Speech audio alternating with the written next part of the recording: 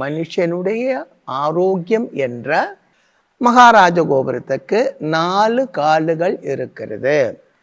அந்த 4 காலுகள் எது என்றால், 1 உணவு, 2வது எக்ஸர்சைஸ், 3வது மனசந்தோஷம், 4வது ஓய்வு.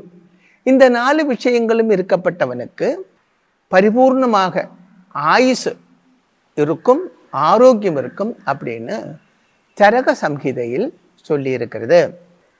இதற்காக, அதாவது மனுஷனுக்கு தீர்க்காயுசு உண்டாக வேண்டும், ஆரோக்கியம் உண்டாக வேண்டும், நிம்மதி உண்டாக வேண்டும், மனசந்தோஷம் உண்டாக வேண்டும், இதற்கெல்லாம் உடல் பயிற்சி முறைகள் சரக சம்ஹிதையில் சொல்லியிருக்கிறது உண்டு.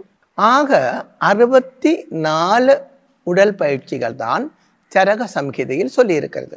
அதில் 41